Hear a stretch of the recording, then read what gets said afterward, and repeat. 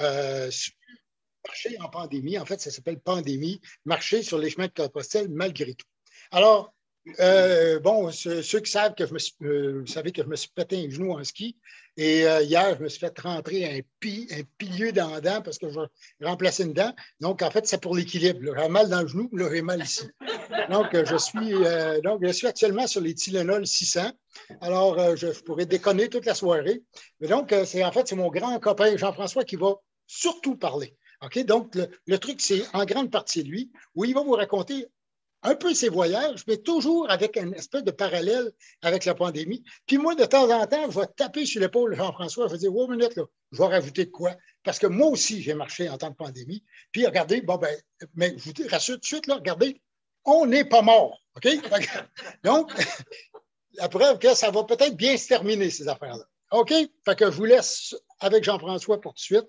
Puis comme vous voyez taper sur l'épaule, ben c'est ça. OK? Super. C'est bon. Donc, je vous demanderai aussi de ne pas trop parler durant la présentation parce que tout ce qui est capté s'en va sur Zoom aussi. OK? C'est bon? Donc, si je vous pose des questions, s'il vous plaît, répondez pas. Ah oui, les questions, on va les prendre seulement à la fin, d'accord? Et donc, parce qu'il va y avoir aussi des questions sur Zoom. Donc, les gens sur Zoom, vous pouvez réagir aussi. Donc, vous pouvez sans problème utiliser le chat ou la conversation pour envoyer des questions, des choses comme ça. On va se faire relayer les questions ici. Il n'y aura pas de problème. Puis, on va répondre à ça à la fin de la présentation. C'est beau? Merci, Pierre. Bonsoir à tous. Je me nomme Jean-François Clément. Je suis membre de l'association depuis 2012. Depuis 10 années consécutives que je marche sur les chemins. Pourquoi est-ce que je marche? En temps normal, la question se pose. En temps de pandémie, on ajoute à la question « malgré tout ». Donc, ce « malgré tout » sous-entend qu'il y avait des défis à relever afin d'y parvenir. D'ailleurs, peu de Québécois sont partis sur les chemins en 2020 et 2021. On les compte sur peut-être 2-3 mains. Et je vous présente mon parcours qui, en partie, pourrait répondre à cette question. Pourquoi suis-je parti? Bien, vous pouvez voir dans le diapo mes motivations premières. Moi, j'ai entendu parler du chemin de Compostelle pour la première fois lors d'une réunion de famille où mon oncle Jean-Claude Marion et sa copine Louise Resco racontaient leur tournage d'un documentaire avec Marcel Leboeuf. En 2006, je suis allé voir la conférence de Marcel Leboeuf à la Maison de la Culture à Gatineau et je suis parti la même année, lors d'un voyage en Europe, vers le Puy-en-Velay pour la première fois. Question d'aller voir.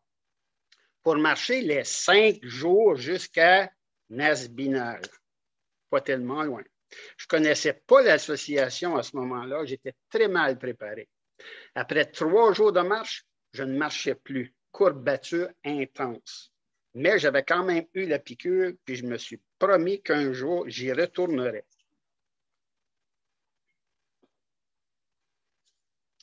Donc, vous voyez dans la diapo tous les bagages, tous les voyages que j'ai faits. Donc, pourtant, pour des raisons de vacances, finances et enfants à la maison, j'ai dû reporter mon second départ jusqu'en 2013. Mais depuis 2013, je pars sur les chemins chaque année. Je suis un accro du chemin. Plusieurs d'entre vous le savez. Mes ancêtres maternels sont de Guingamp, en Bretagne, et mes ancêtres paternels sont de Tarascon. Donc, vous voyez dans mes motivations que moi, j'aime beaucoup l'aspect généalogique du voyage. Donc, pour moi, retourner en France, c'est un cadeau. Et d'ailleurs, sur la liste, le dernier voyage, c'est de Conques comme hospitalier en 2021.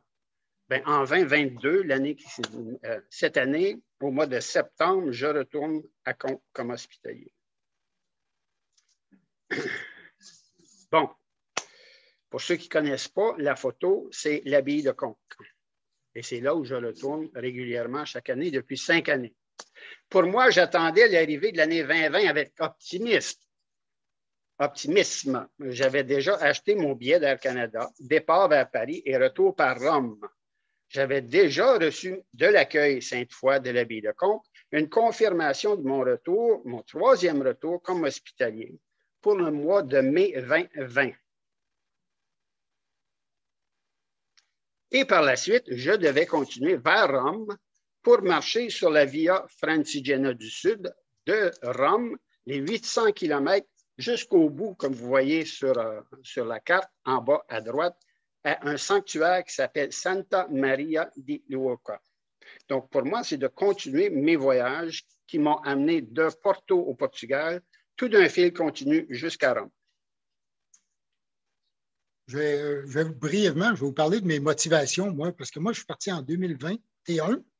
Puis, en fait, moi, en 2020, j'ai essayé de marcher. Je m'étais inscrit même pour marcher au Québec, là, avec Doris Lavoie, le marché autrement au Québec, faire l'Estrie. Puis, ça a tout tombé à l'eau. Donc là j'ai capitulé, parce que, bon, les règles en Ontario n'étaient pas les mêmes qu'au Québec. Il y en a 2 qui ont pu marcher. Bon, on ne les nommera pas. Alors, moi, je ne fais pas, j'ai dit, je capitule. 2020, c'est à oublier. 2021 arrive. Là, j'ai fait le chemin de Catapacan, 4 jours avec Spirito. Mais mon but, vraiment, c'était d'aller marcher, faire le Sentier des Belges, donc en Belgique. Donc, on part de la Belgique et on descend jusqu'à Paris, faire ce sentier de Compostelle des Belges-là. Donc, je suis parti en 2021, en pleine pandémie. Puis pourquoi je voulais partir? Parce que je ne tenais plus. Parce que ça fait depuis 2007 que je marchais tous les ans. Tous les ans, je marchais. C'est ma drogue personnelle. Il y en a qui vont en chasse. Moi, je m'en vais marcher. Puis là, 2020, je ne pouvais pas. 2021, j'ai dit, je pars et advienne que pourra. Donc, moi, puis la présentation, je ne vous en parlerai pas trop tôt du Sentier des Belges parce que je vous réserve ça pour un autre tantôt. Merci, Pierre. Donc, on retourne de 2021 à 2020 et à mon histoire. Donc, comme je disais, j'attendais l'avenue de 2020 et le départ sur les chemins de Compostelle. Et puis, tout à coup, le ciel s'est effondré. La COVID-19, la pandémie sévit. Au printemps 2020, il n'y a aucun vaccin disponible. La France et l'Italie se confinent, les gîtes sont fermés et l'abbaye de Comps, où je devais aller comme hospitalier, ferme. Interdiction de voyager. Mon vol est annulé, impossible de partir sur les chemins. Air Canada me donne un crédit pour mon billet. L'été passe, je planifie une randonnée sur les sentiers de Catapacan en 2020. Oui, oui. En 2020, avec Pierre d'ailleurs. Et à l'automne 2020, coup de théâtre, la première vague de la pandémie est passée. Contre toute attente, la France ouvre ses portes aux voyageurs canadiens sans restriction. Que du bonheur. Pourtant, les autorités gouvernementales nous mettaient en garde contre partir en voyage pour raisons non essentielles et notre association nous conseillait d'ailleurs de respecter ces consignes sanitaires et de voyage et de prendre notre mal en patience. On nous disait bien un jour, ce sera la fin du COVID et on pourra recommencer à voyager. Mais comme il ne s'agit pas d'une interdiction de voyager, moi, pas question de manquer l'opportunité de partir. J'annule Catapacan, je ravive mon plan de voyage et vous voyez le nouveau sur le diaporama. J'appelle mon agence de voyage et j'achète un billet Montréal-Lyon et un retour de Paris-Montréal.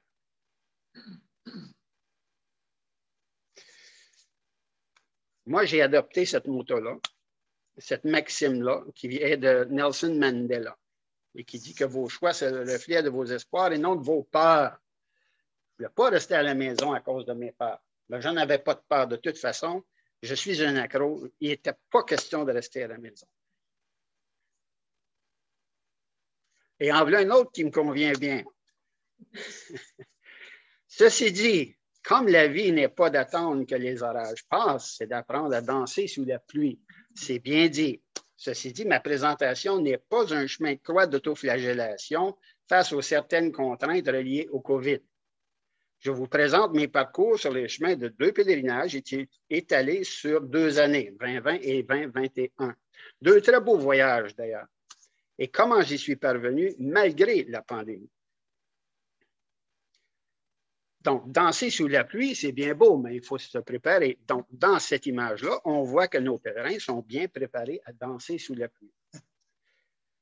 Donc, avant de partir, il n'est pas question d'être téméraire. On fait quand même face à une situation qui est quand même importante. Donc, quelles précautions prendre? Mes précautions ont été la priorité 1 en temps de pandémie, c'est de me fournir une assurance maladie. Donc, je me munis de la police d'assurance de la Croix-Bleue, la seule que j'ai trouvée qui me permettait de recevoir des soins médicaux en cas de COVID durant mon voyage en 2020. Comment ça m'a coûté? 330 $ pour 2 mois. Bagatelle. Numéro 2, la possibilité d'écourter mon voyage au besoin. Bien, c'est important que si pour une raison on fermait les frontières puis je devais retourner à la maison, que mon transporteur me permette de revenir avant la date de mon billet. Donc, ce que j'ai confirmé avec Air Transat. Troisièmement, je m'inscris auprès du ministère des Affaires étrangères comme Canadien à l'étranger en voyage et le ministère peut nous maintenir au courant de certains cas urgents. Quatrièmement, je limite mon voyage à la France. Je voulais aller en Italie, mais je n'irai pas en Italie car elle impose à l'arrivée 14 jours en quarantaine.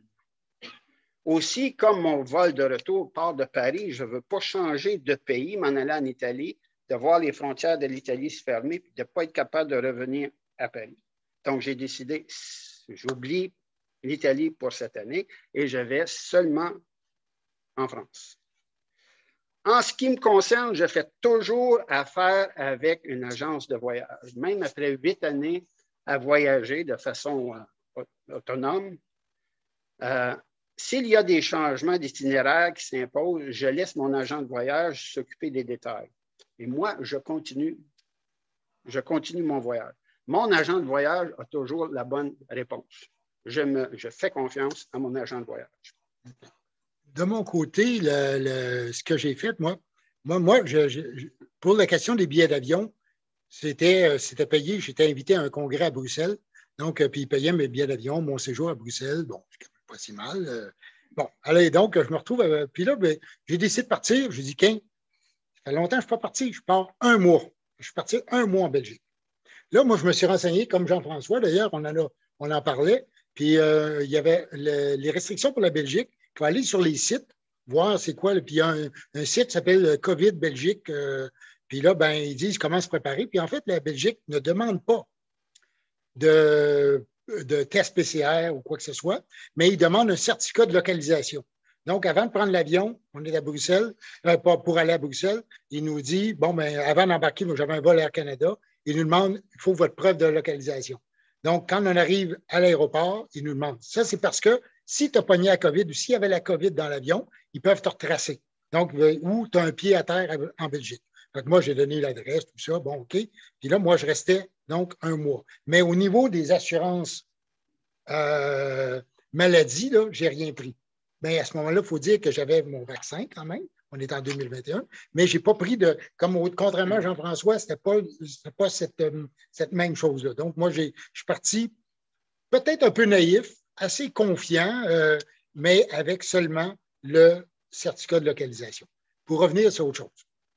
Merci, Pierre. Bon, on retourne encore une fois, on retourne de 2021 à 2020.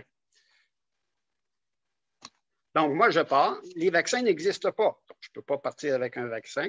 Et les tests PCR non plus n'existent pas en 2020. Donc, je pars de Lyon, pour Lyon, le 3 octobre.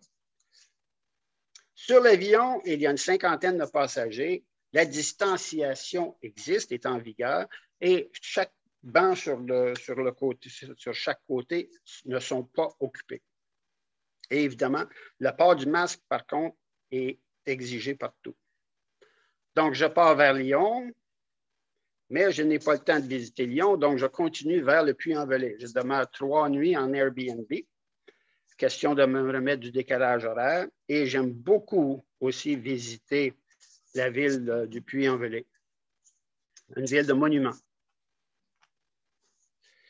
Et à chaque fois que je passe au Puy-en-Velay, puis ça fait 7 ou 8 fois que j'y vais, à chaque fois, je prends l'opportunité d'aller à la messe des pèlerins le matin. Et puis, par les années passées, avant cette date-là, quand j'allais aux messes des pèlerins, il y avait entre 30, 40, peut-être 50 pèlerins à la messe, qui assistaient à la messe. Cette journée-là, quand je suis passé en 2020, il y avait 140 personnes à l'église. Pourquoi? Parce que la France venait de se déconfiner, mais les Français ne voyageaient pas à l'extérieur du pays, donc se sont tous lancés sur les GR. Donc, pour moi, c'est un signe que je suis mieux de réserver mes gîtes. Donc, du Puy-en-Velay, en passant, il y a 25 000 pèlerins qui ont passé à Puy-en-Velay en 2019, qui ne s'en vont pas tous à Saint-Jacques-de-Compostelle. Il y en a qui vont sur d'autres chemins. Donc, mon but, maintenant, je prends l'autobus qui s'appelle le Compostelle-Bus et je me rends du Puy-en-Velay à Espalion. C'est le 7 octobre et moi, mon but, c'est de me rendre à Conques pour la fête de la Sainte-Foy. Il est trop tard pour y aller comme hospitalier, ça a été annulé. Mais il y a la fête de la Sainte-Foy qui est le 10 octobre et de Espalion, il y a 3 jours de marche. Donc, de Espalion, je vais visiter ma bonne amie Mireille, qui est la propriétaire du gîte au fil de l'eau. La distanciation est à respecter, l'occupation est réduite, mais comme vous voyez dans l'image, sans masque. Donc, je pars d'Espalion et j'ai 3 jours maintenant pour me rendre à Conques.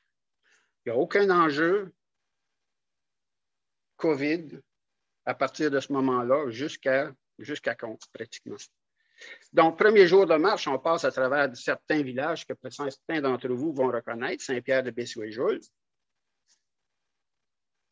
et Estin.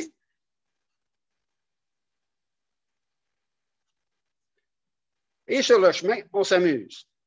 Je trouve des conifères, des baies de genévrier, du persil, du thym, du romarin, du chèvrefeuille. Tout ça pousse sur le bord de la route et des sentiers. Tout ça pour faire la tisane une fois arrivé au gîte.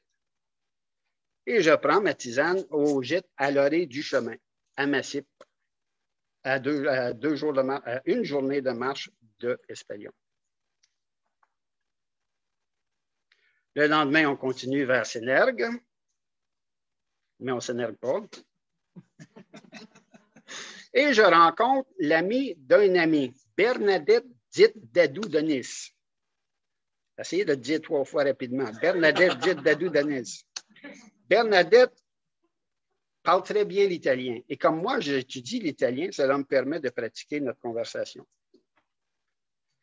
Ah, voici une belle anecdote. Vous voyez dans la photo de gauche, vous voyez ce bel âne qui est en train de brouter une branche. Bon. C'était en 2013. En 2013, on arrive, je marchais avec cette personne-là, et puis l'âne accourt vers nous, puis il braie à toute tête. Et puis il arrive à la clôture, il se place en dessous de cet arbre-là, puis il se place la tête en haut comme ça, puis il ne bouge pas. On avait deviné qu'il avait brouté toutes les branches du haut, il ne pouvait plus en rejoindre, puis il attendait qu'on lui descende une branche. Donc, vous voyez dans la photo, on lui a descendu la branche, il l'a brisé d'un coup de dent, puis il est parti, puis il nous a donné un beau petit regard vaillant. Imaginez donc en 2020, la même place, le même âne, le même concert d'âne. Même scénario. Incroyable, cette bête-là hein, a appris à manipuler les pèlerins. Un plaisir du chemin. Et à partir de Saint-Marcel, on commande la longue descente vers Conques. Et en arrivant à Conques, la Conques, qui d'ailleurs est un petit village médiéval, population 255 personnes, 600 000 visiteurs en 2019, et la plupart des pèlerins qui partent du Puy-en-Velay passent par Conques. Conques, c'est pas quelconque. C'est pas quelconque.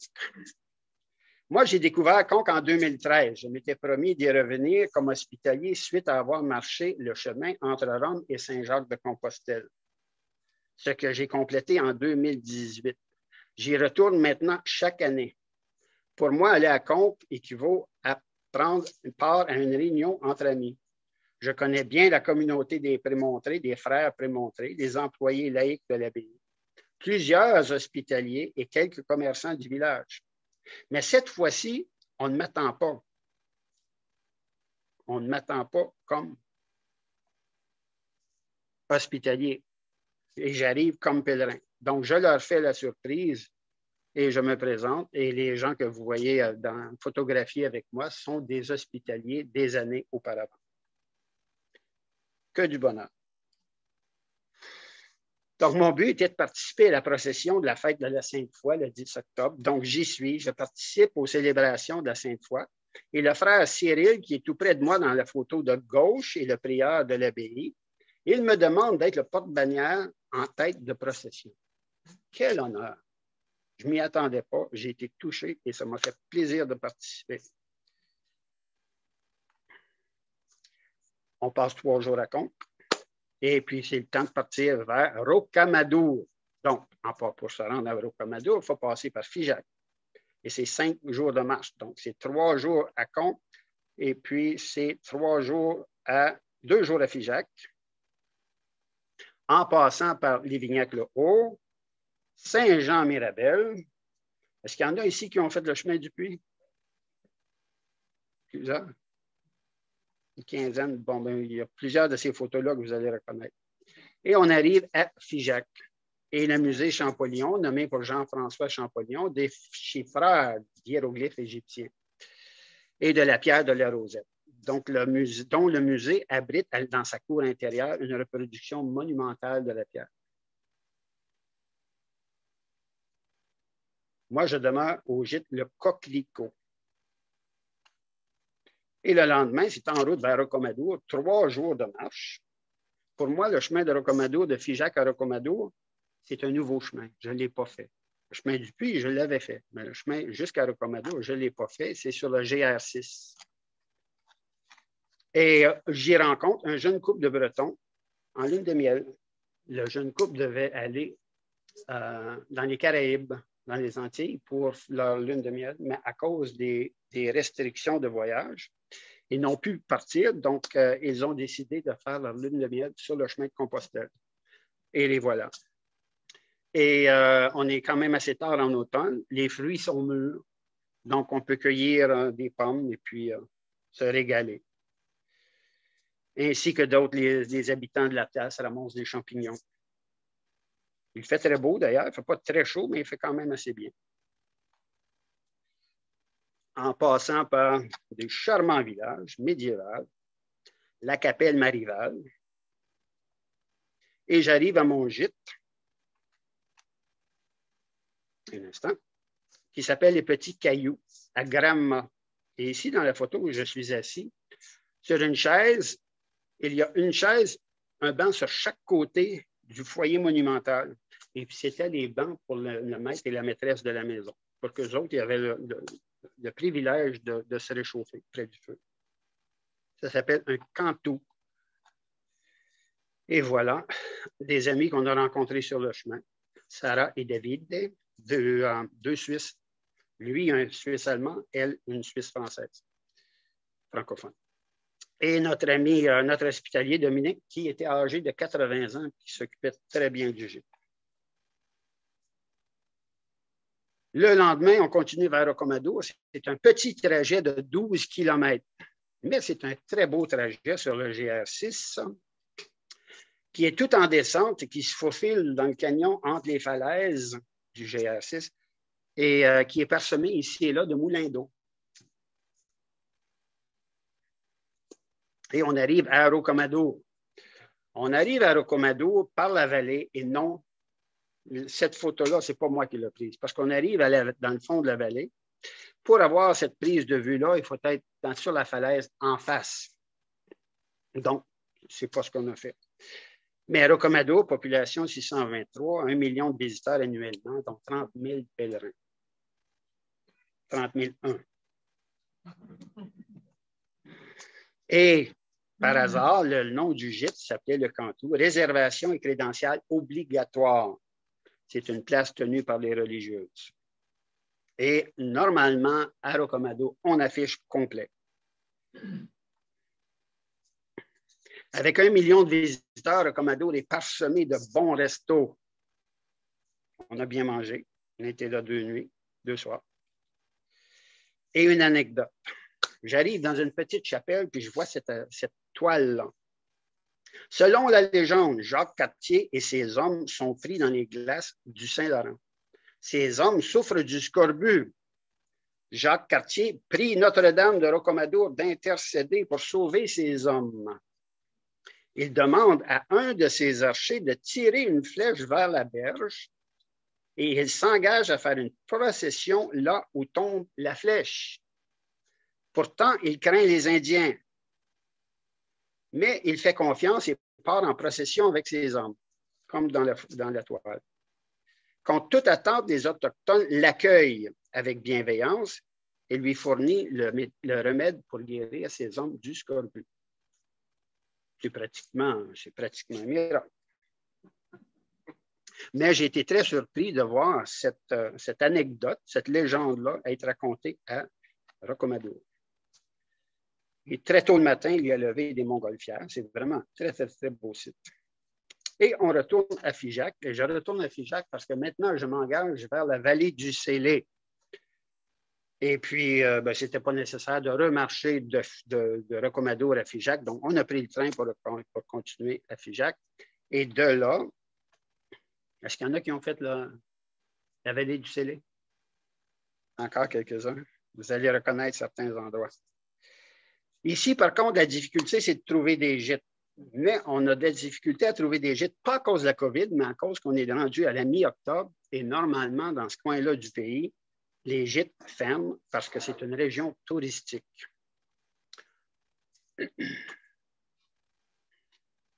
Donc, à chaque jour, nous devons placer plusieurs appels afin de trouver un gîte. Peut-être mentionner aussi, moi, quand j'ai marché, moi, en 2021, le problème majeur sur le chemin, c'est ce que vous voyez de Jean-François, là, c'est pas mal mon histoire de 2021 aussi. Mais le problème de gîte, oui, est arrivé. On avait un guide, il y a un guide de papier là, pour le chemin le sentier des Belges. Puis donc, on était tout correct. Il y avait des adresses, tout ça. Certains gîtes étaient fermés. Pourquoi? Parce qu'on était avancé dans la saison. Simplement. Ce n'est pas une question du tout reliée à la COVID, comme quoi, ah non, on peut pas vous garder, on ne peut pas vous faire ci, faire ça. Ce n'est pas là du tout. C'est nous, moi, en fait, je marchais avec mon copain Marc.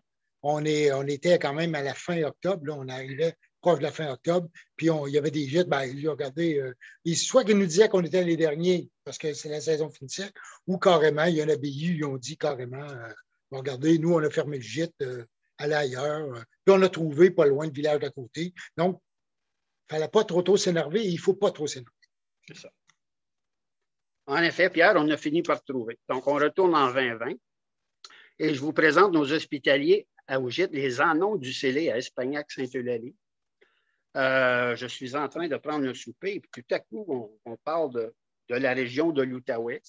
Puis mes deux hospitaliers disent « Ah, ben, on a accueilli quelqu'un de l'Outaouais il n'y a pas si longtemps, l'an passé ou il y a 2 ans. » Et puis il va chercher un papier puis ça dit « Claudette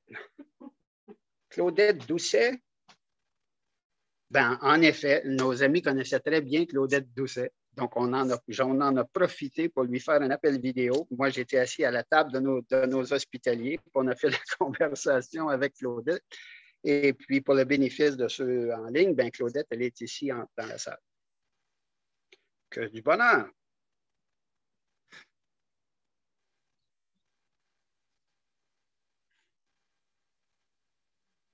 C'est la vallée du Célé qui défile. Et la fameuse vallée du Célé. Bien évidemment, on parle de la vallée de la rivière le Célé. La rivière n'est pas tellement longue, elle a seulement 104 km de long. Et vous pouvez voir les falaises de chaque côté. Eh bien, on marche 4 jours, environ 4 jours pour traverser la vallée du Célé dans ce genre de décor-là. C'est très beau. Mais en 4 jours, à ce temps-là de l'année, on n'a rencontré personne. Ah, on retrouve nos amis suisses et je vous présente la prunelle. La prunelle est une petite prune sauvage qui pousse partout en Europe. De mordre dedans, avant les premières gelées, c'est comme mordre dans un citron gorgé de tanin. Mais moi, j'en prenais plusieurs par jour comme vitamine, un peu comme on prenait nos vitamines d'huile de fève de morue quand on était enfant. Et j'en ai vanté les propriétés à mes amis David et Sarah. qui m'ont fait parvenir cette photo plus tard et qui m'ont affirmé que plus jamais ils goûteraient.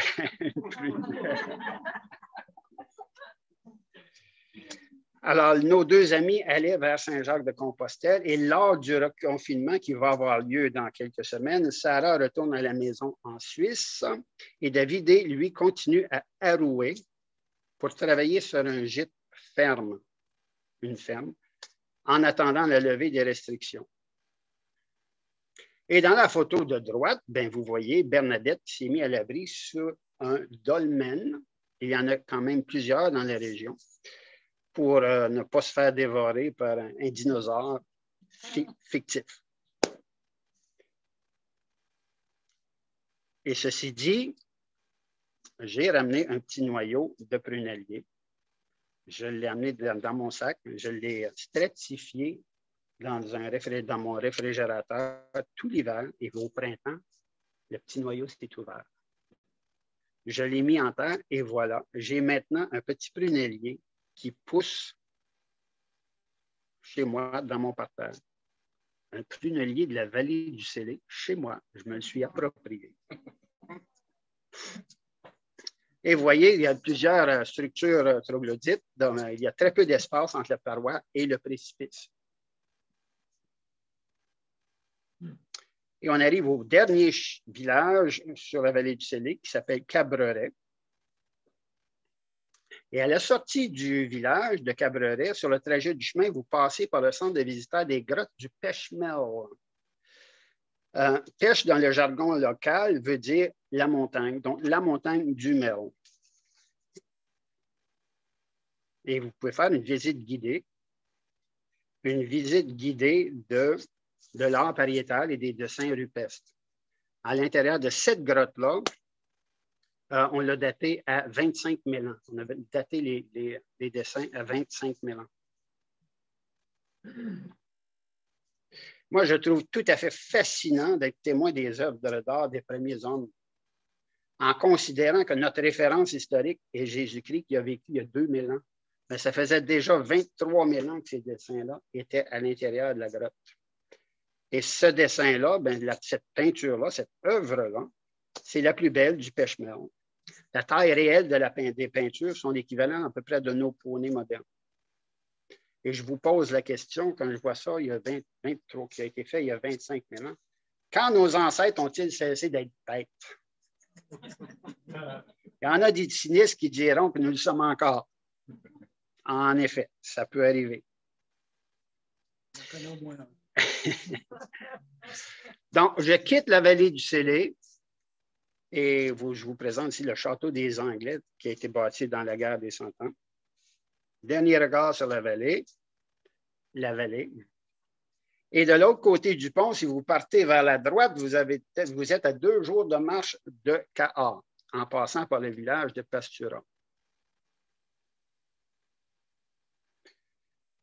Ou, en arrivant à Beauziès, si vous partez vers la gauche, vous remontez le cours de la rivière le Lot, vers Saint-Cyr-la-Popie, en passant par le fameux chemin de halage que vous voyez dans la photo, bâti de main d'homme pour le commerce sur la rivière, permettant aux barges tirées par des bêtes de remonter le courant. Donc, c'est 5 km, c'est pas tellement loin, mais ça en vaut le détour.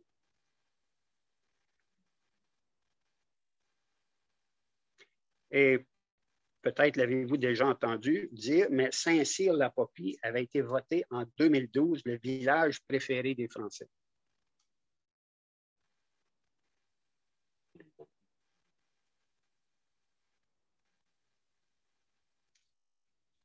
Donc, ici, on n'est plus sur le chemin du Puy. Donc, il faut retourner à Varère pour retourner sur le chemin du Puy. Donc, il fait froid, c'est humide. Donc, j'appelle mon bon ami Stéphane, qui était hospitalier à Conques, que vous avez vu tantôt, et qui demeure pas tellement loin à Villefranche-de-Rouergue. Donc, l'ami Stéphane vient nous chercher à Varère et nous accueille chez lui. Et Gigi, son épouse, qui était aussi dans la photo à Conques. Et nous accueille chez lui à Villefranche-de-Rouergue.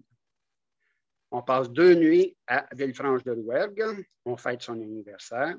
Et Stéphane et Gigi nous font visiter les environs. la chapelle des Pénitents noirs et un très beau village et château médiéval qui s'appelle Belcastel. Et voici la vue d'en haut de la tour du château. Superbe. Mais là, voilà, ça ne me tente plus de marcher. Donc, je dis au revoir à Gigi, Stéphane et Bernadette.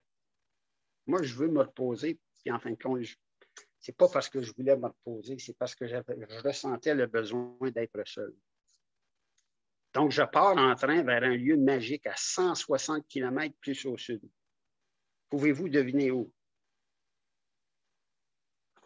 La cité médiévale, moi, je voulais absolument aller passer 5 jours à Carcassonne, puis visiter Carcassonne. Depuis que je suis sodo que je vais aller voir Carcassonne. Voilà mon opportunité, donc je pars. Mon but, après être passé à Carcassonne, était de reprendre les sentiers de marché de Carcassonne et de retourner à Arles et visiter des amis sur le chemin. Un petit bonhomme qui regardait dans la bouche de la gargouille, mais on dirait qu'ils sont en train de faire la conversation. Mais, coup de théâtre, le confinement, Emmanuel Macron prend la parole le 28 octobre et citoyen Macron annonce le confinement général en France, commençant 2 jours plus tard, le 30. Ce qui impose à tous, y compris moi, le confinement impose à chacun de remplir un formulaire à chacune de ses sorties de chez soi et de se limiter à 2 km de sa résidence. Donc, j'aurais pu rester à mon hôtel, mais plus question de repartir sur les chemins. J'appelle mon agence de voyage, je me procure un nouveau billet, je change ma date de retour au coût de 150 $, des bagatelles. Mais j'ai quand même le temps de visiter à Carcassonne, prendre une croisière sur le canal du Midi. Et enfin, le 1er novembre, je plie bagage, je quitte Carcassonne. Je quitte Carcassonne par le système de train Intercité jusqu'à Bordeaux. Et de Bordeaux, je prends le TGV jusqu'à Paris. Le 309 que vous voyez dans le coin, c'est la vitesse à laquelle on va à ce moment-là. Donc, ça roule, mais c'est doux. On se sent rien. Donc, je passe 2 nuits dans un hôtel à Roissy. Je complète mon formulaire Arrive-Cannes qu'on doit remplir 72 heures avant notre arrivée au Canada et qu'on peut télécharger d'ailleurs sur nos téléphones. Donc, ça se fait très facilement quand on sait comment. Et je rentre à Montréal, sous bonne garde. 3 novembre. Donc, j'étais parti le 3 octobre. Je reviens le 3 novembre.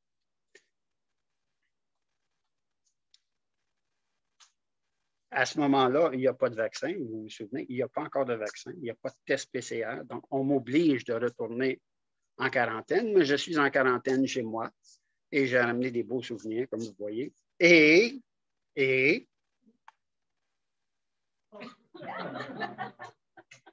la seule limite à notre épanouissement de demain sera nos doutes d'aujourd'hui. Pas question d'avoir de doutes. Donc, je me prépare pour 2021. Et un retour à Conques à partir du 1er juillet 2021. Là, il y a un problème, par contre. Ah oui, en fait, j'étais supposé de Conques, je suis supposé de retourner, de continuer vers Rome et marcher ce que je voulais, ce que j'avais déjà planifié de marcher cette année-là et que je n'avais pas pu faire. Pourtant, il me faut la double vaccination pour partir. Et au début juin, on ne l'a pas. Moi, je ne l'ai pas. Donc, je suis prêt à faire une croix sur mon voyage quand, en toute attente, le gouvernement du Québec annonce la date du début de la seconde vague de vaccination pour mon groupe d'âge. À partir du 10 juin, comptez bien. Je reste debout jusqu'à minuit pour m'inscrire sur Clic Santé. J'obtiens mon rendez-vous pour mon 2e vaccin le 12 juin. Mais pour voyager, il faut attendre 14 jours pour passer votre vaccin avant de pouvoir voyager. Donc, du 12 plus 14 m'amène au 26 juin. mais je dois être à Conques le 1er juillet. Donc, j'ai 5 jours pour me rendre à Conques, tel que prévu. C'est fait. Donc, je réclame le coût du billet que Air Canada m'avait donné comme crédit l'année d'avant. Et je prends rendez-vous pour mon test PCR sur le boulevard Saint-Joseph, ici à Gatineau. 200 $ d'ailleurs. Et les consignes. Les consignes pour embarquer, pour l'embarquement sur Air Canada, il faut montrer notre test PCR. Mais on ne nous demande pas notre double vaccination, le certificat. Par contre, une fois arrivé en France, il faut montrer à la douane française notre certificat de double vaccination. Oui. Là, ce qu'il faut préciser, c'est que quand on voyage, en fait, à l'époque, ce n'était pas clair du tout. Il a même fallu que j'appelle Air Canada. C'est une restriction. C'était à l'époque, en 2021, c'était une restriction du pays hôte. À savoir qu'Air Canada, eux autres, il n'y avait pas de restriction. Eux autres, que tu voyages, ils demandaient le masque, mais c'est tout. Que tu aies un test PCR ou non, ce n'était pas ça. Mais ils demandaient un test PCR parce que tu allais dans un pays qui te demandait un test PCR. Et c'est ça la différence. Parce que Jean-François, je sais qu'on en parlait, puis moi, ben là, je suis allé sur le site de la COVID en Belgique, puis il n'y avait aucune mention d'un quelconque besoin d'un test PCR.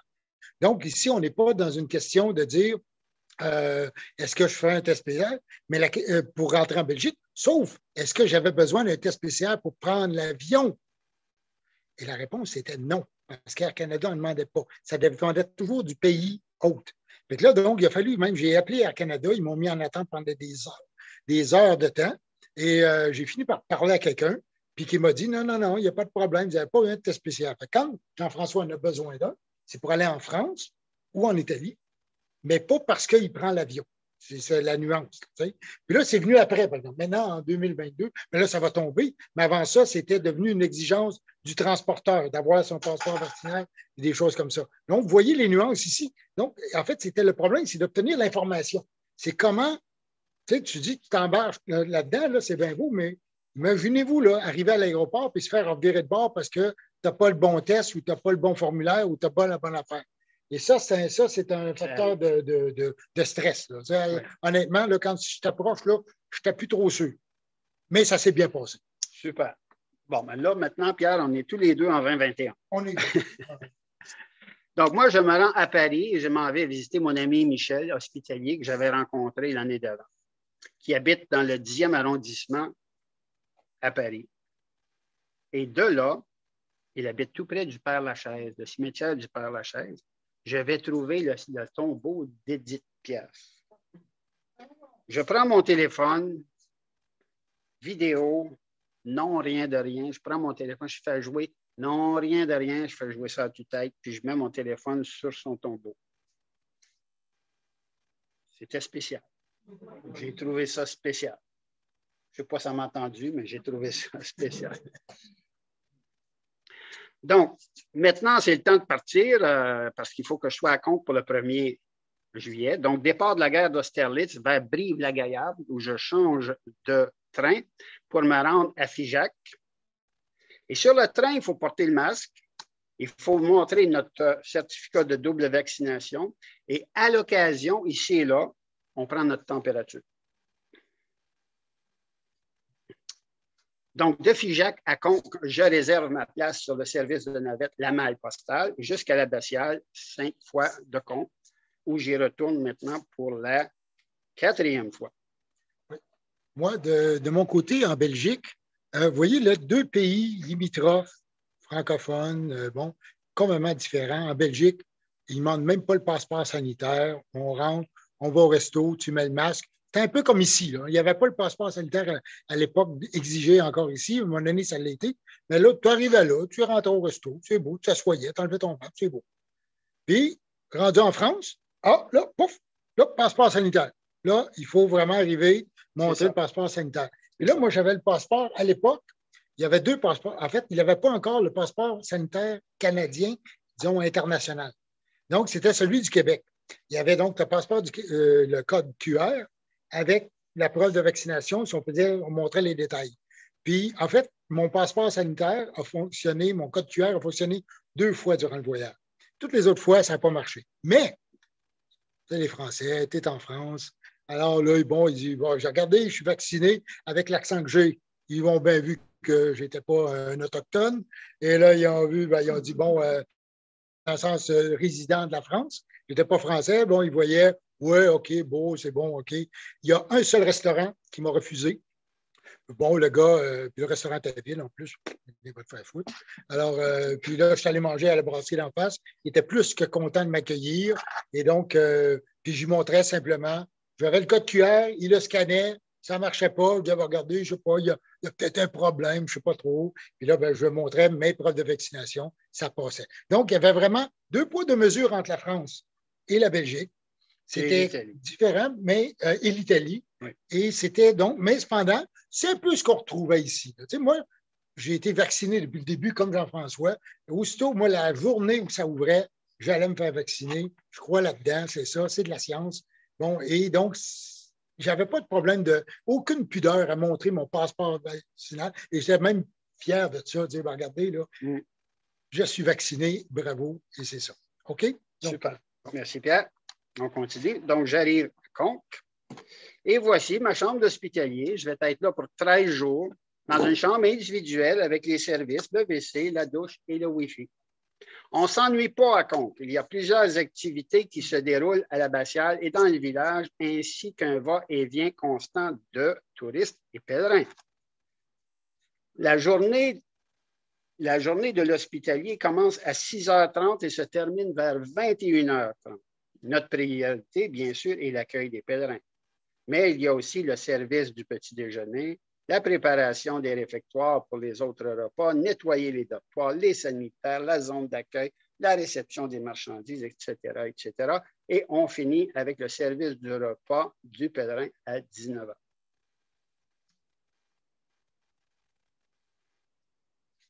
Et à Conques, le mandat de l'hospitalier est clair. Nos tâches sont précises et nous ne sommes pas responsables de certaines choses qui pourraient être un peu plus compliquées, comme de faire les courses. On peut accueillir jusqu'à 95 pèlerins à Conques. Donc, il n'est pas question pour les hospitaliers de faire la bouffe et de faire les courses, d'accepter les paiements des pèlerins, ni de gérer des urgences. Et vous voyez, quand il fait beau dans la photo, quand on peut se le permettre, on mange dehors. C'est super beau avec tout ce beau monde-là. Il y avait un détail que Jean-François, peut-être que tu ne l'as pas mentionné. Il voulait vous montrer cette photo-là parce que, vous voyez, les gens mangent. Ils n'ont pas de masque. Tu sais, tout le monde est assis, c'est relax. C'est comme ici, là, on ne stresse pas. Là. En effet. Mais par contre, si vous allez à l'église, vous devez mettre votre masque. Et voilà.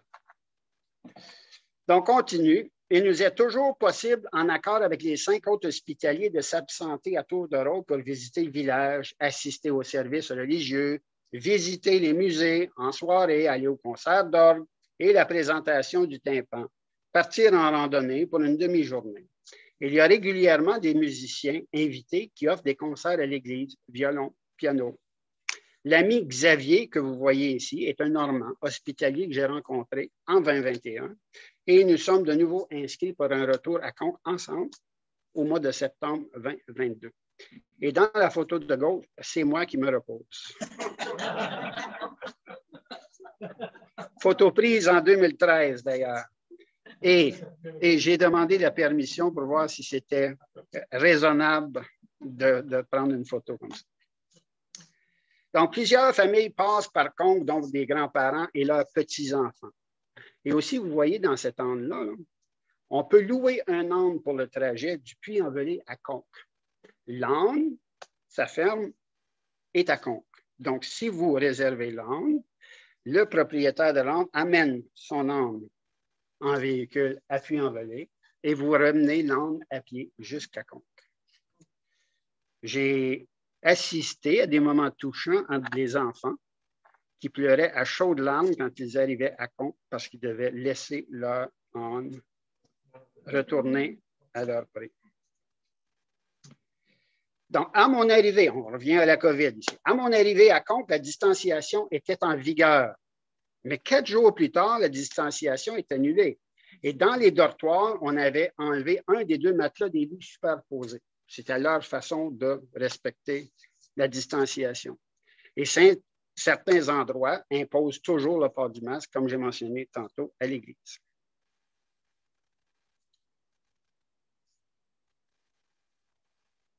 C'est tout petit compte, mais il y a plein d'endroits très intéressants à visiter. Pour la première fois en plusieurs années, j'ai eu l'opportunité de monter dans les clochers avec frère Damien. Pour ceux qui sont passés par contre, ils savent que frère Cyril est le supérieur et le prieur. Le prieur. Eh bien, frère Cyril va quitter Conques en 2022 et il va être remplacé par un nouveau prieur, un jeune homme, frère Damien. Et voilà, toute bonne chose a une fin. Je quitte Conques comme d'habitude, fourbu, parce que c'est beaucoup de travail, mais comblé parce que c'est très agréable. Et de là, je retourne au Puy-en-Velay et de là vers Lyon pour un repos de 4 jours. Je demeure en Airbnb sans restriction de COVID. Le masque, pas du masque, c'est tout. Et je continue vers Rome pour un autre 4 jours. En traversant la frontière en train, on prend ma température entre la frontière française et italienne. On prend ma température. C'est le seul contrôle sanitaire qui a été fait sur le trajet, un trajet de quasiment 12 heures. Et malgré la pandémie, il y a plein de monde. Et vous voyez ici, je me rends à Rome. Sur cette carte-là, vous allez voir la Via Francigena du Sud, qui part de Rome, parce que j'ai marché jusqu'à Rome. Donc, mon but, c'est de continuer mon trajet jusqu'au sud de la péninsule, à Santa Maria di Leuca, soit 800 km. Donc, je me donne 40 jours pour le faire, pour y parvenir. Donc, vous voyez le symbole ici, c'est l'ictus, qui veut dire poisson en grec. C'est la balise de la Via Francigena du Sud. C'est le symbole qu'utilisaient les premiers chrétiens comme code pour se rencontrer et se reconnaître. Pour se donner rendez-vous, une première personne dessinait la moitié du symbole. Et si un autre chrétien voulait lui donner rendez-vous, répondre à son rendez-vous, il complétait le dessin. Donc, les gens pouvaient se reconnaître qu'ils voulaient se rencontrer. Donc, je marche de Rome. Finalement, je m'en vais sur la Via Francigena du Sud. De Rome, je marche la première journée à Marino, 28 km, dont 20 km sur la Via Antica. Il s'agit d'un très, très beau parcours et il reste encore plein de vestiges et structures romaines sur la Via Appia Antica. Ça vaut vraiment la peine, c'est le plaisir.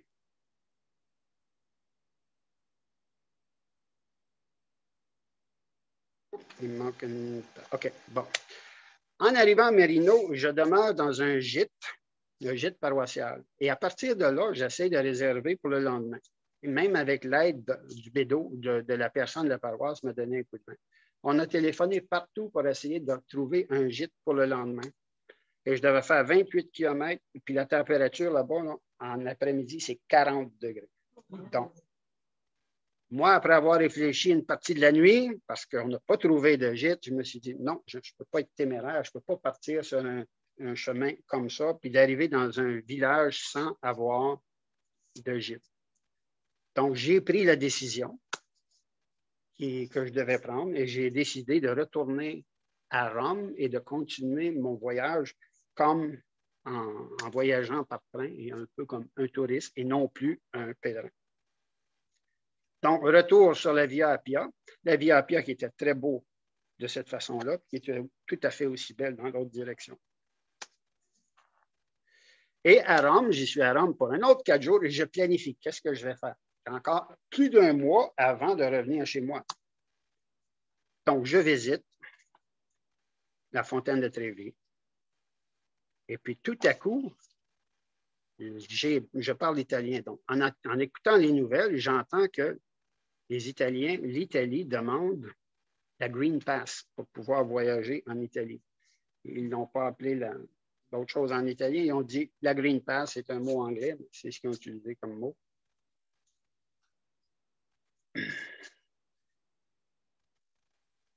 Donc, moi, comme Canadien, à l'étranger, en Italie, je me dis, bon, quel est l'équivalent pour moi de la Green Pass? Moi, j'ai la double vaccination, mais est-ce que c'est l'équivalent? Est-ce que c'est ça que les Italiens demandent? Ben, je n'ai pas pu avoir de réponse. C'est moi qui ai fallu qu'il aille fouiller sur un site web que j'ai trouvé qui s'appelle Schengen Visa Info. Et là, j'ai trouvé que l'Italie reconnaissait la double vaccination canadienne comme étant l'équivalent du Green Pass. Bravo. J'en ai fait une copie papier, et j'avais aussi ma copie sur le téléphone.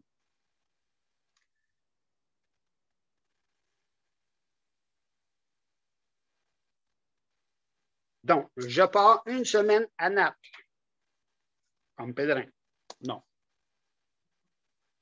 Comme touriste. Et je visite Pompéi et le Vésuve. Et je passe, Naples est réputé pour ses pizzas, et la pizzeria la plus réputée est la pizzeria d'Amichele. À 10 heures le matin, il y avait une file d'attente pour rentrer, pour aller commander une pizza. Mais le plus beau, la plus belle surprise que j'ai eue à Naples, c'est celle-ci. On m'avait dit à Rome, il faut aller voir il Cristo Velato, le Christ voilé.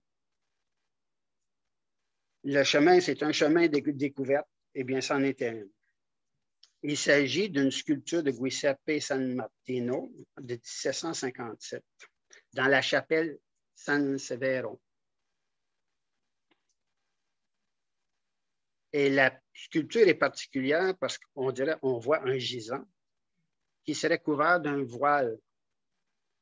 Et c'est tellement réaliste qu'on dirait qu'on voit le cadavre de la personne, qui est le Christ d'ailleurs, on dirait qu'on voit à travers. C'est vraiment saisissant comme sculpture.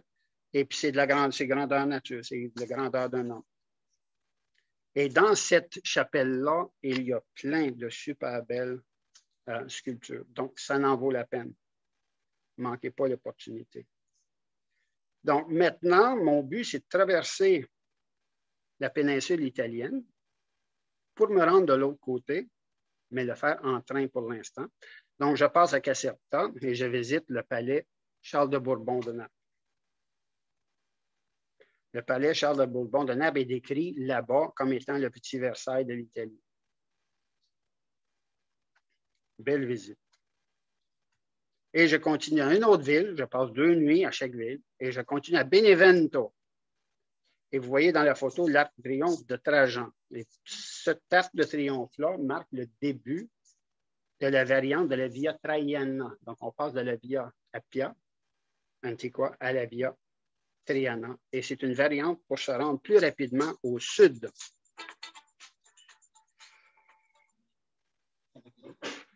Oui. Une des choses que j'ai remarquées sur l'Arc de Triomphe, et je me pose encore la question, c'est moi, j'ai toujours fait le lien des anges avec la religion judéo-chrétienne. Mais sur les arcs romains, il y a des anges partout sculptés en haut relief. Et je me demande d'où vient la création ou l'imagination, la légende des anges. Je vous pose la question, je n'ai pas la réponse.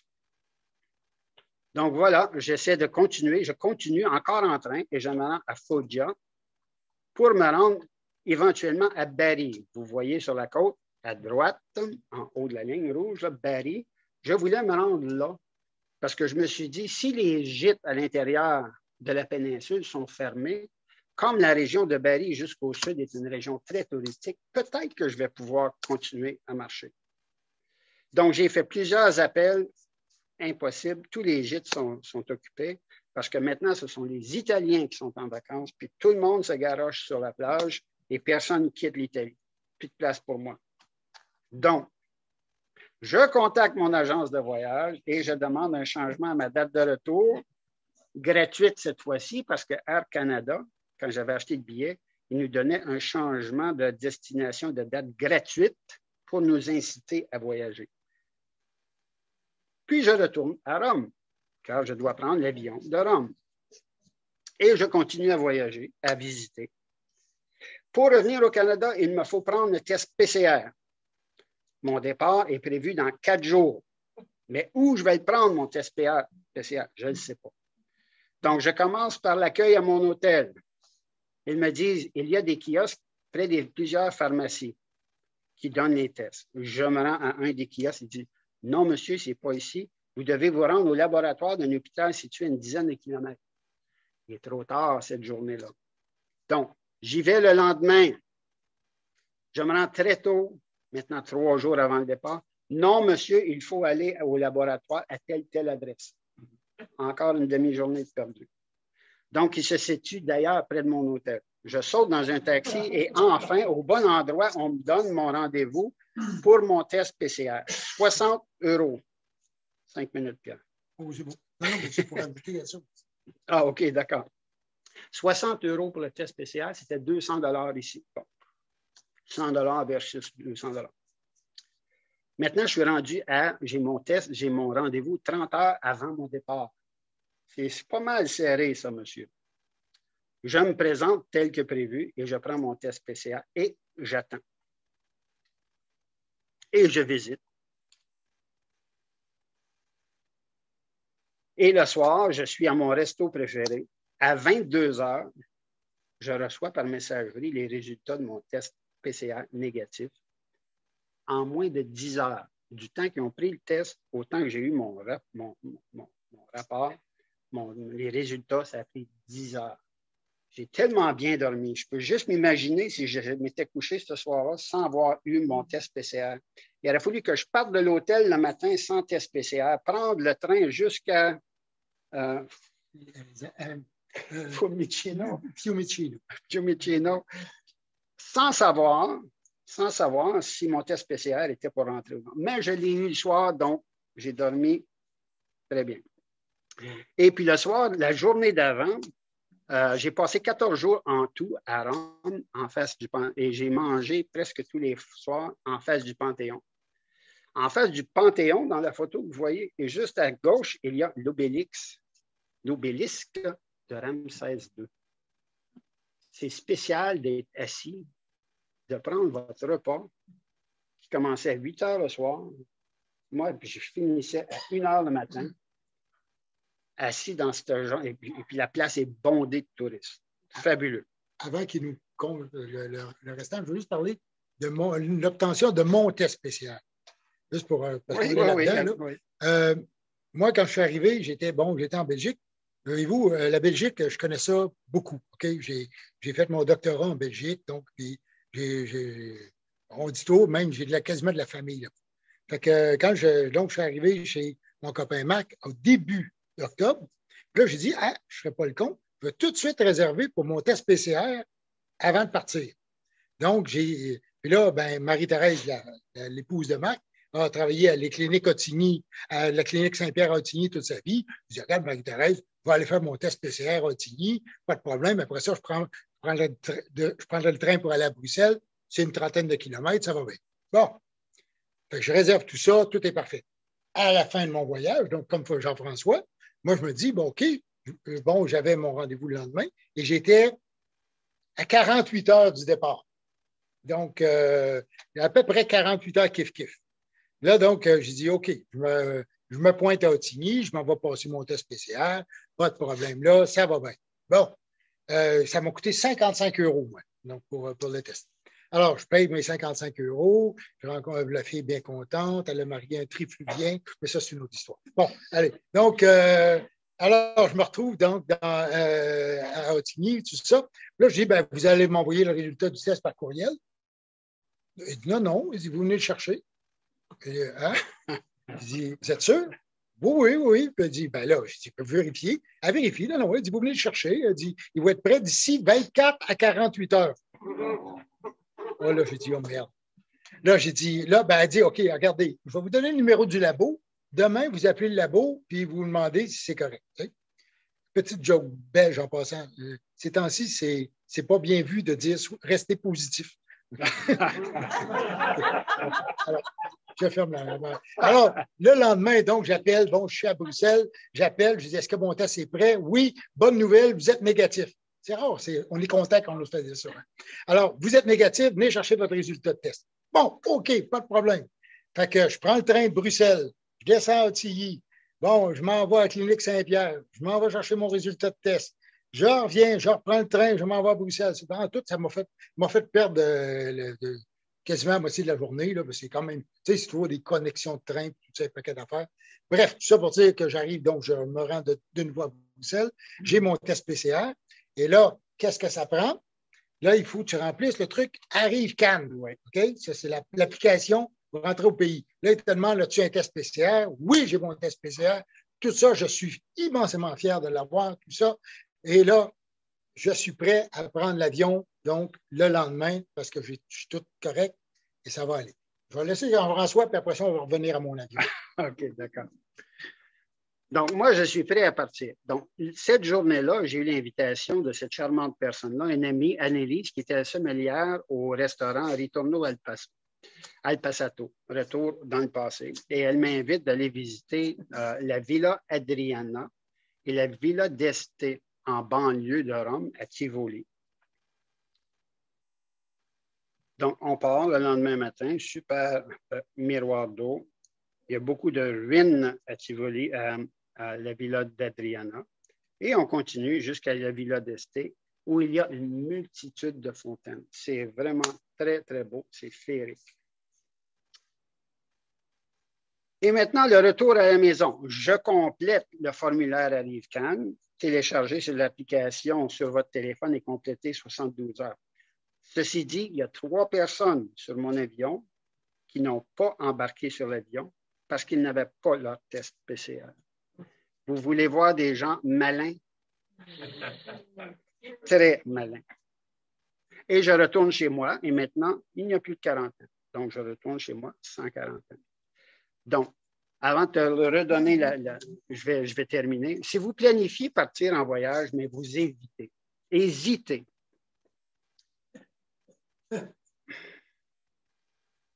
Informez-vous de la situation auprès des autorités responsables, provinciales, fédérales, transports, restrictions et exigences sanitaires, mais aussi du pays de votre destination. Car afin de prendre les bonnes décisions, il vous faut obtenir l'heure juste.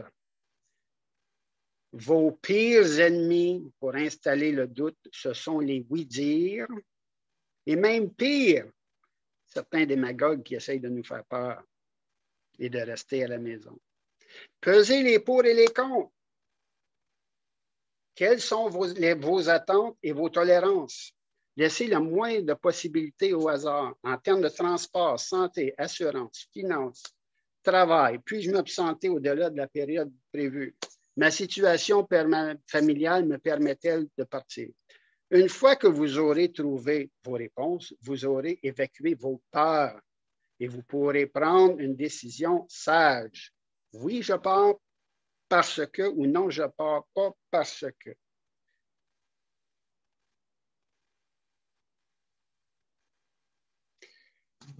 Donc, quoi que tu rêves d'entreprendre, commence-le. L'audace a du génie, du pouvoir et de la magie. C'est Goethe qui dit ça, c'est pas moi. Mais la dernière ligne, c'est moi qui le dis. Ce n'est que du bonheur. Et voilà, j'ai terminé. Merci beaucoup.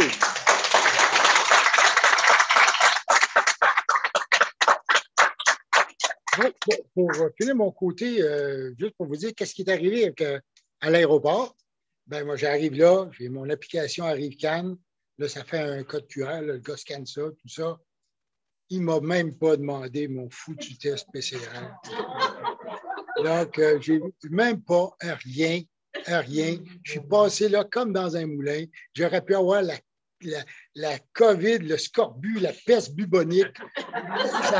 Tout aurait passé, il n'y a pas de problème. Donc, vous voyez qu'il y a vraiment là, 2 poids, 2 mesures dans ces affaires-là. En fait, l'idée, c'est que prenez pas de chance. Faites pas les cons, là. T'sais, si vous avez à partir, bon, justement, comme Jean-François disait, justement, si bien, regardez, vous informez, regardez ce que vous avez besoin, tout ça. Une fois que vous le savez, ben, vous remplissez les critères, puis ça s'arrête là. Commencez pas à dire, oh, ben, il me le demandera probablement pas. Non, ne jouez pas là-dessus. Jouez pas là-dessus. Mais, empêchez-vous pas, par exemple, de partir pour ça. Donc, alors, vous avez vu que, justement, qu'est-ce que c'est de partir en pleine pandémie? Bien, en gros, c'était pas si un problème que ça. C'était oui, il y a eu des problèmes de gîte, mais c'était surtout en fin de saison. Il y a eu ou en des grosses saisons, comme Jean-François, tout le monde, les Italiens se garochaient à la plage, puis c'était ça, tu ne peux plus y aller. Mais en gros, ces gens-là vivaient la même chose que nous autres. Puis bien entendu, c'est un peu comme ici. Quand tu arrivais dans un petit village, ben, les gens, là, le masque, là, tu sais, tout le monde se connaît, là, puis c'est pas trop fort. Cependant, tu as dans des plus grandes villes, par exemple, tu sais, à Compiègne, moi je suis allé à Compiègne, Paris, tout ça, là, ils savent là, que, minute, là, il y a des inspecteurs qui peuvent passer, ils te le demandent, ils sont un peu plus sévères, mais c'était un peu la même chose qu'ici. Donc, si vous étiez confiant ici de ce qui se passait, ben, vous pouvez voir la même chose là. OK? Donc, c'est tout, moi, ce que j'avais à dire. Et donc, ben, on va prendre je vais me brancher. Puis là, je vais vous demander si vous avez des questions. OK? Et si vous avez des questions, levez la main. Je vais répéter les questions pour le bénéfice des gens sur Zoom. Puis, je vais aussi me connecter sur Zoom pour avoir les questions qui vont venir des gens qui sont en ligne actuellement. Ça va? Donc, le premier des choses, donc la salle ici. Est-ce qu'il y a des gens qui ont des questions pour Jean-François ou moi? Oui.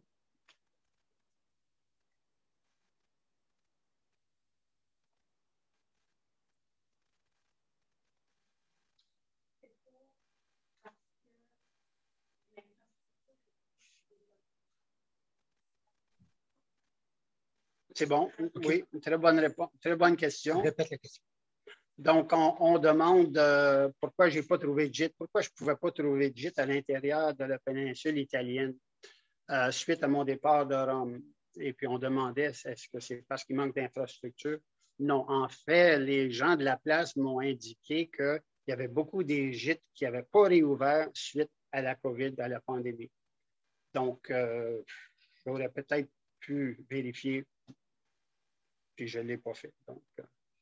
Donc, j'attends le post-pandémie, puis une fois que les chemins rouvrent, je vais retourner pour faire le trajet que j'avais planifié faire.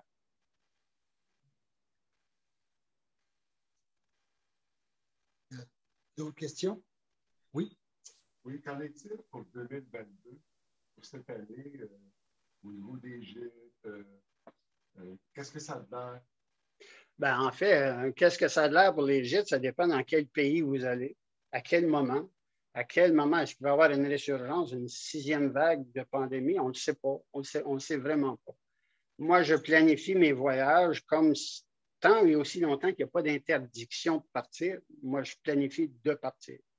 J'aime autant planifier de partir et au pire d'avoir annulé mon voyage que juste d'attendre à la maison en pensant que, ben non, je ne peux pas y aller, mais sans vraiment savoir que je ne peux pas y aller. Donc, je fais confiance.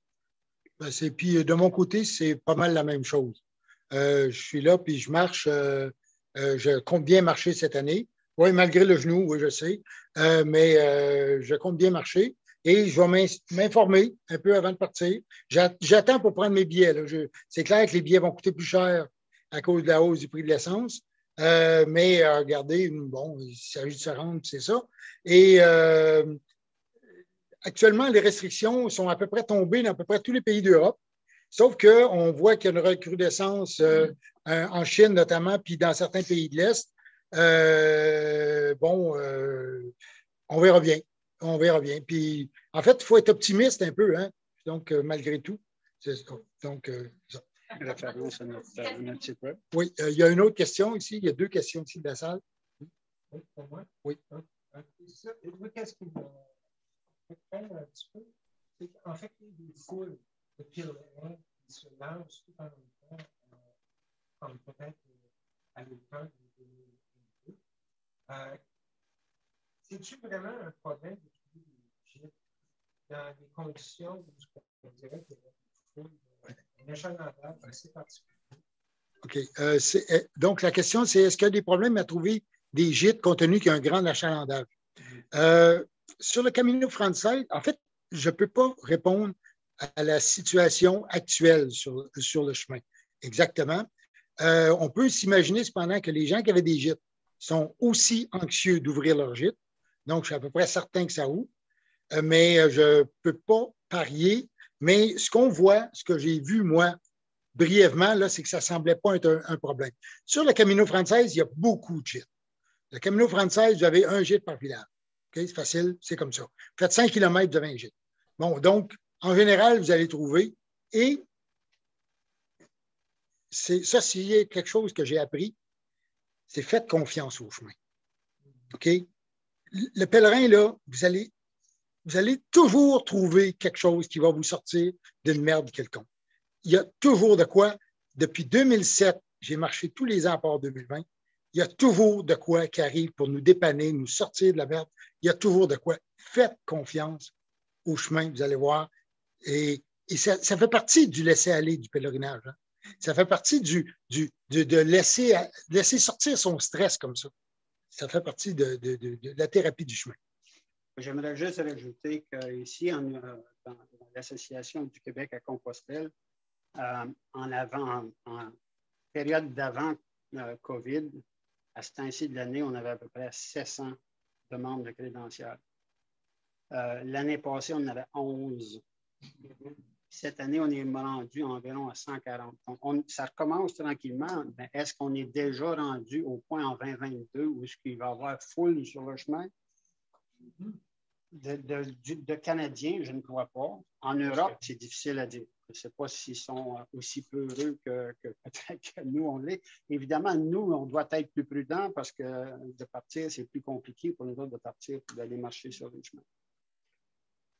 Voilà. Oui, en passant, l'année passée était une année 5, puis je reviens à Pierre tout de suite. L'année passée, c'était une année 5, 2021. OK? Un dimanche, le 25 juillet tombait, c'est la fête de Saint-Jacques, ça tombait un dimanche, mais l'année sainte a été reportée cette année. OK? Donc, même si ce n'est pas vraiment une année sainte, là, où il y avait ça aussi une année jacquaire, donc vous devez vous attendre, si vous faites les chemins espagnols, à avoir plus de monde, strictement parce que, et surtout parce que c'est une année sainte. Bon, il y a Pierre ici qui trépigne, là. Michel, excuse-moi, Michel Plamondon. C'est qu'en octobre 2021, j'ai marché de Genève en direction du Puy. Et puis, il y a une association qui s'appelle l'association Ronac qui publie un guide. Et les accueils, c'est des accueils jacquaires. Alors, c'est des donativos, c'est des particuliers qui accueillent des pèlerins. Et sur tout le périple, si on veut, j'ai eu aucune difficulté à trouver des places à dormir parce qu'il y avait presque personne, étant donné que c'était vers la fin de la saison.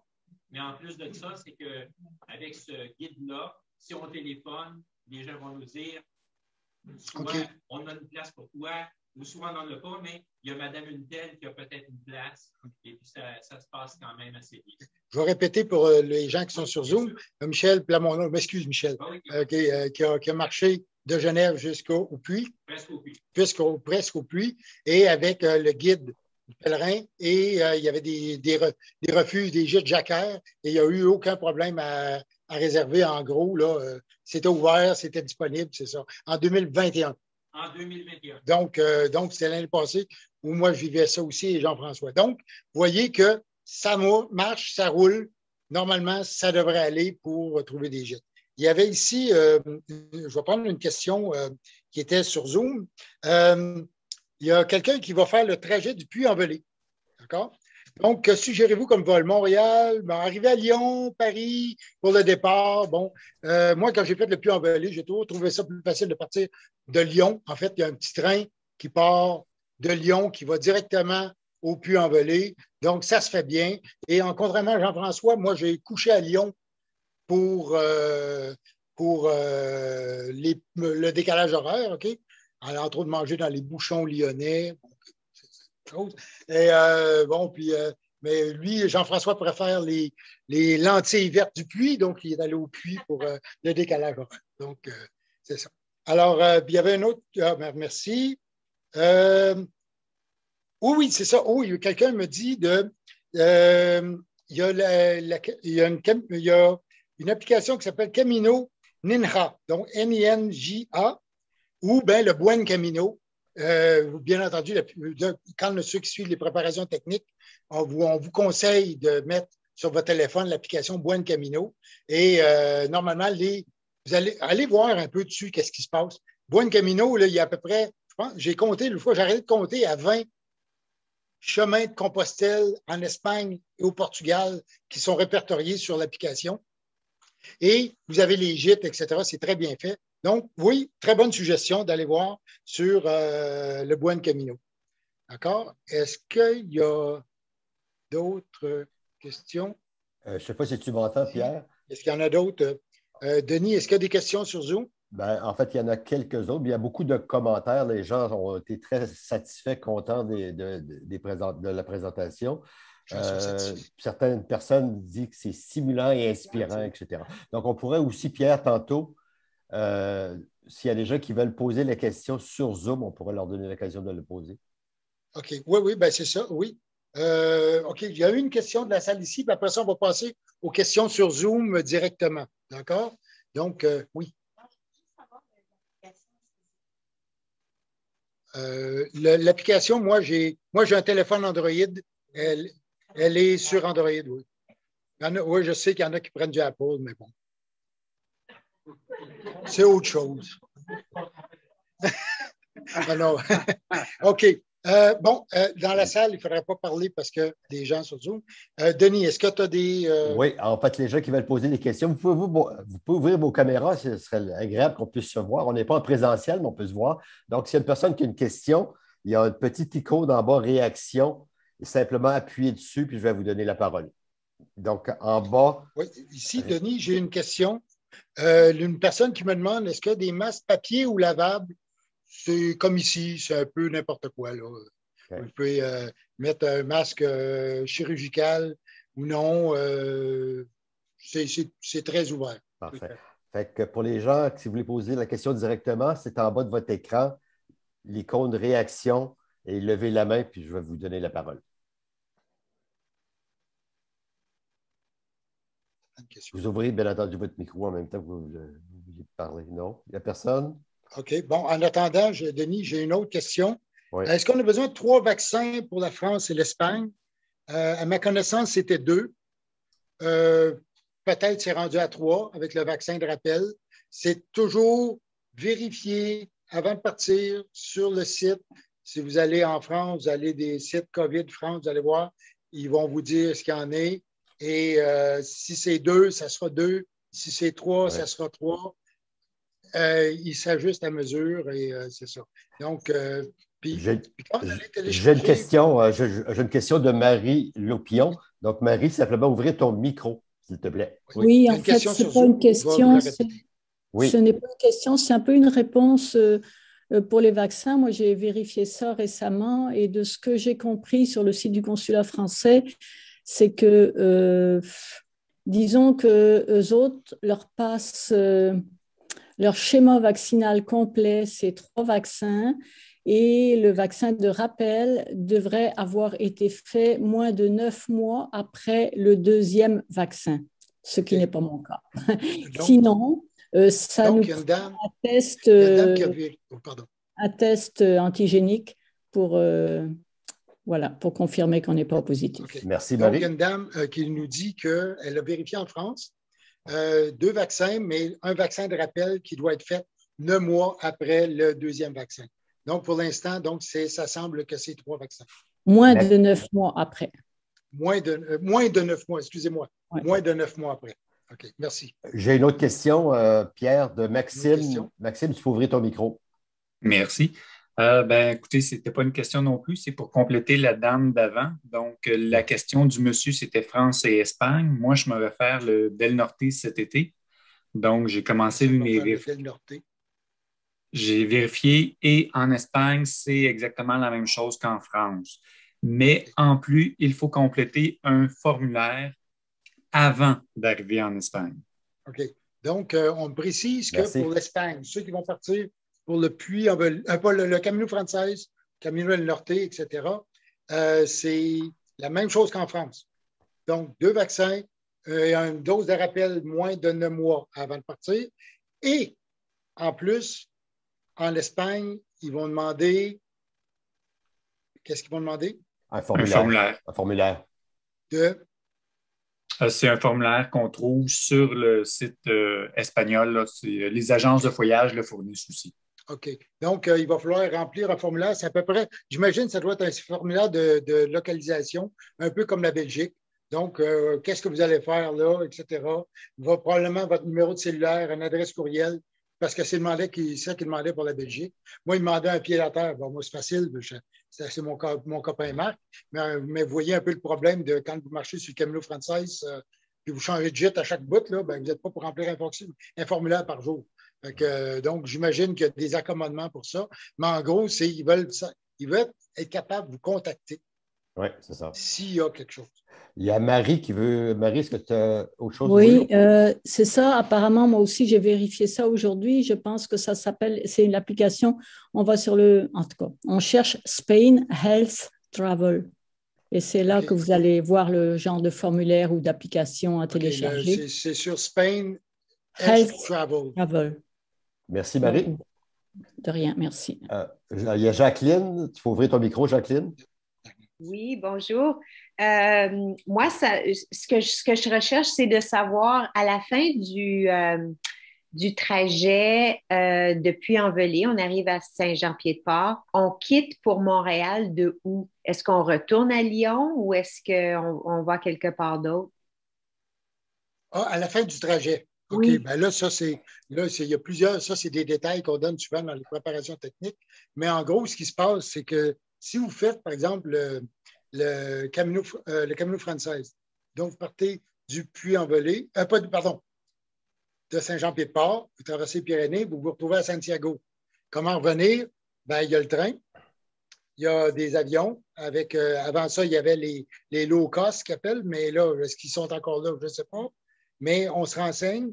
Et le X, c'est de toujours faire la réservation sur Internet parce que ça va vous coûter beaucoup moins cher que si vous rentrez, par exemple, à la gare et dites, moi, je vais avoir un billet de train pour partir, mettons, me retrouver en France. Ils vont passer par Andorre, mais juste pour vous dire que ça va vous coûter, en fait, le double. C'est facile, c'est le double. Donc, vous allez sur Internet. Pierre, je pense que la question de Jacqueline aussi, c'était pour le Puy-en-Velay. Elle terminait son chemin à Saint-Jean-Pied-de-Port, puis elle demandait de quelle ville pour retourner. OK. Ben pour le Puy-en-Velay, encore, on peut reprendre un train. Si vous partez du Puy, donc, vous allez jusqu'à Saint-Jean-Pied-de-Port, ben là, c'est encore les trains français. Si vous prévoyez faire ça, moi, ce que j'avais fait au début, c'est que j'avais pris l'avion pour Paris. Souvent, les prix sont moins chers. Je prenais l'avion de Paris, un train Paris-Lyon, puis après ça, un train de Saint-Jean-Pied-de-Port, en fait, jusqu'à Bayonne et de Bayonne jusqu'à Paris. Donc, il y a un certain nombre qui font. Mais ce sont des détails un peu techniques qu'il ne faudrait peut-être pas trop. Il y a comme Nicole. Nicole, tu peux ouvrir ton micro? Oui, bonsoir. J'aimerais savoir, est-ce que septembre, c'est trop tard pour faire le chemin, le Camino Frances? Non. La question, c'est est-ce que septembre, c'est trop tard pour faire le Camino Frances? Absolument pas. C'est probablement un des meilleurs temps.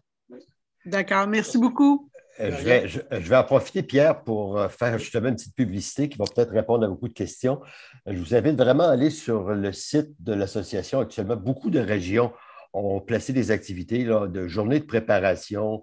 Donc, il y a beaucoup d'informations qui sont véhiculées lors de ces journées-là. Donc, c'est vraiment une invitation là, à y participer. Donc, Pierre Danse, oui. Oui. Ben, Denis nous informe aux gens qui veulent partir, tout ça, allez voir surtout sur le site de l'association. Il y a beaucoup de renseignements là-dessus. Bon, donc, sur à peu près tout ce qui se passe. Et aussi, ben, il y a les pages Facebook des différentes régions. Aussi, vous pouvez toujours aller voir. On met de l'information là-dessus. Puis, si vous nous contactez, ben, que ce soit en région, etc., les gens qui nous contactent, moi ou Sylvie ou Jean-François, etc., ou Pierre qui répond à nos questions sur Facebook, en général, on vous répond assez rapidement. Et les gens vous allez avoir des réponses à vos questions spécifiques que vous avez pour votre voyage. Pierre? Pierre? Oui. En passant, je termine en disant que la présentation de Jean-François et moi a été enregistrée, d'accord? Oui. Et ça va être disponible en ligne. Puis sur sur la chaîne YouTube. Sur la chaîne YouTube. La chaîne YouTube, c'est ça. Hey, Pierre? Je voudrais en profiter pour que tu passes un message aux gens qui sont en présentiel ce soir. Le 27 mars, il y a Yves de Belleval.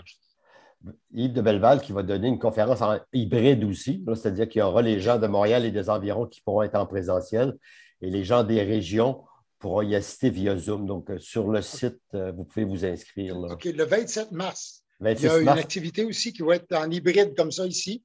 Ça va être Montréal qui organise ça, qui va aller voir sur le site des activités de l'association. Vous pouvez vous inscrire, mais il va y avoir des gens donc en présentiel à Montréal, mais on va pouvoir se brancher sur Zoom aussi le 27 mars. C'est Louis de Belleval, c'est ça? C'est Yves de Belleval là, qui va parler des chemins moins fréquentés, en particulier la Via Arverna qui a fait l'été passé. Ouais, OK. Bon, ben, je pense que, Denis, est-ce on s'arrête là-dessus? Oui, tout à fait. Je pense qu'on peut être très content. C'était une première expérience hybride. Techniquement, on va pouvoir aussi encore améliorer pour la prochaine fois. Là, on verra, mais je pense que c'est une première fort intéressante. Puis je remercie Pierre Chiasson, Jean-François et Pierre Lavallée. Ça nous permet, dans le fond, de vivre une expérience. Là, je vais répéter les remerciements là, parce que là, Denis va nous remercier, Jean-François, moi et Pierre Chiasson. Ben moi, je vais en profiter pour remercier les gens qui sont venus. Merci beaucoup d'être venus en si grand nombre. Ça fait du bien, ça fait chaud au cœur.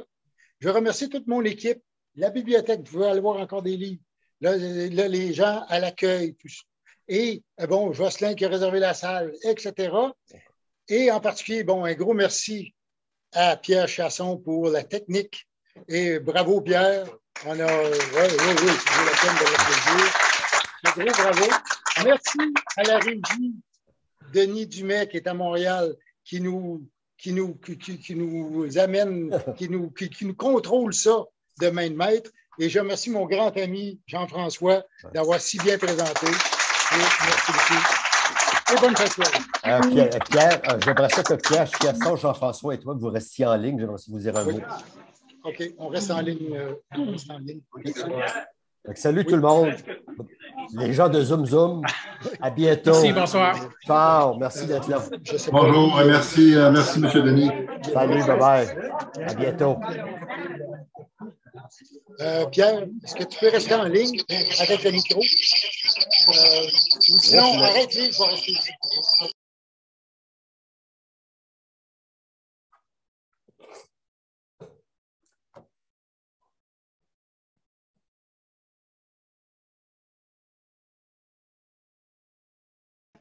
Denis? Oui. OK. Est-ce que tu voudrais qu'on se rencontre un peu plus tard? Parce que ici, c'est assez chaotique, là. À moins que tu aies quelque chose de très rapide. Okay. Ben, regarde, surtout à Pierre, moi, j'ai un conseil à lui demander au niveau technique. Fait que passe-moi juste Pierre une minute. Ce ne sera pas long. Puis, de toute façon, regarde, on pourra faire un post-mortem une autre fois, Pierre. Pierre Lavallée. Allô, Pierre? Oui, salut. Je t'entends pas fort, mais ça vous avoir. OK, qu'est-ce que tu dis? OK. Non, moi, je trouve que ça a bien été. Puis je voulais savoir qu'est-ce que tu avais comme caméra. Mon téléphone. OK. Tu avais un iPhone ou tu avais un Android ou. Android. OK. Fait que... J'ai changé d'appareil il n'y a pas tellement longtemps. J'ai un téléphone Android qui, sérieusement, me surprend. Fait que ça, j'ai acheté un petit micro sans fil qui se branche dans le port USB-C du téléphone. Le petit micro sans fil, c'est ça ici. Oui. En fait, c'est exactement ce que je vais faire le 27 mars. Avec moi, ça va sur iPhone, là, sur un iPhone, puis avec un récepteur puis une chose sans fil. Mais ça marche avec iPhone, peu importe. Tu sais. Parce que c'est vraiment là, c'est le port USB-C qu'il y a ici. Oui. Un petit peu. Je vais juste l'enlever, moi, te le montrer. Mais toi, là, dans le fond, tu n'étais pas sur YouTube Live, tu as simplement été sur Zoom. Oui. J'ai seulement été sur Zoom. Tu regardes, le récepteur, c'est ça ici. Oui, j'en ai un pareil. Dans le port USB-C. Oui, j'en ai un pareil. Il se connecte directement avec le micro. Il n'y a même pas de Bluetooth, rien. C'est vraiment les deux communiquent ensemble. Oui. C'est exactement ce que je me suis acheté. Nous, ce qu'on va essayer, c'est qu'on va faire une projection pour les gens qui sont à distance sur YouTube Live. Donc, les gens. Ça se fait. Ça se fait. Je vais voir si c'est-tu meilleur, moins bon, j'ai aucune idée. Là, on va essayer de le fond. C'est des essais-erreurs. Ça se fait très bien. Moi, en tout cas, ça marchait avec mon téléphone. Ouais. Là, j'ai regardé, ça a roulé quasiment 2 heures de temps. Puis quand je suis arrivé, j'avais 100 de batterie. Il est encore à 70. J'aurais pu rouler longtemps encore de même. Est-ce que tu avais un trépied, Pierre? Oui. OK. Parce qu'à un moment donné, ça bougeait l'image. Je me demandais c'était quoi qui faisait ça. J'ai un trépied puis j'ai un gugus je mets après le trépied pour fixer le téléphone. Oh oui, c'est ça. Mais je veux dire, à un moment donné, l'image bougeait. Je ne sais pas si c'est dû à quoi. Là, mais... Ça, c'est parce que tu vois qu'il bougeait.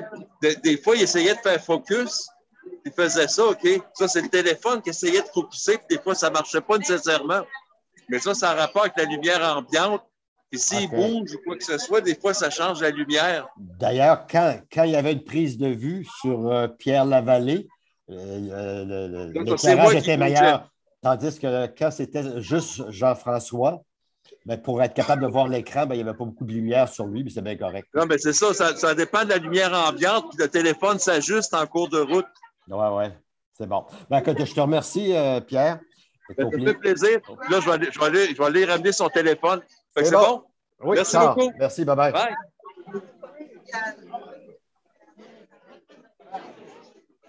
Ils n'ont pas vraiment déplacé le chemin parce que ça aurait pu bien. Oui, bien, c'est ça. Okay. C'est bon? Oui, c'est sûr que marcher le long de l'autoroute, ça va être ordinaire. Pierre, je vais juste te dire que, juste pour donner une idée, il y avait 65 personnes qui ont été là toute la soirée ou quasiment. Oui, bravo. Oui. Parfait. OK. Merci, Denis. Bye-bye. Allez bien.